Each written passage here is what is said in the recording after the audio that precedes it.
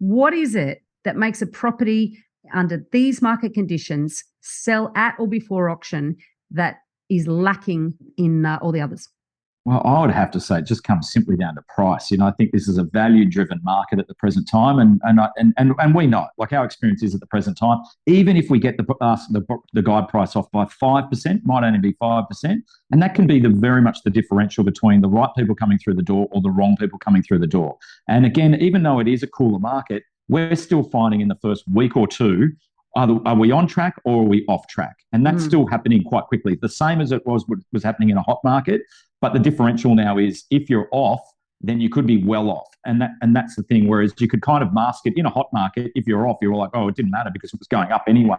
So your conversation with the seller didn't matter. It was like, oh, we told you 2.2. Don't worry, you're going to be getting 2.4. So it didn't matter. But now it's like, oh, we told you 2.2, but you could be getting 1.9.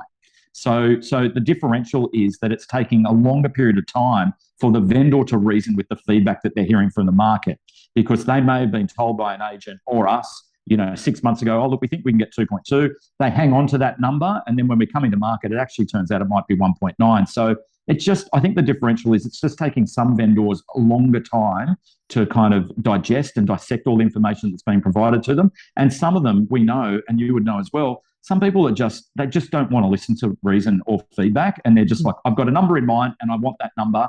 And a classic old line that we say, and we get told it all the time, and I'm not giving it away. I'm just definitely not going to give it away. I'm not just rent it out. This. Yeah, I'll just rent it out. I'm not fire sailing my house. It's like, well, hang on. I'll give you 2 million reasons why it's not a fire sale.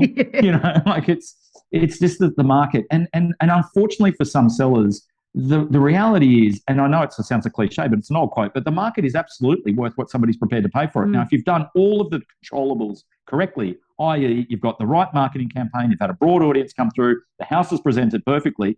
If you've aligned all of those things and the market feedback isn't there, well, the market feedback's not there. It's not a problem with your expectations. It's you've got to adjust. That's the issue.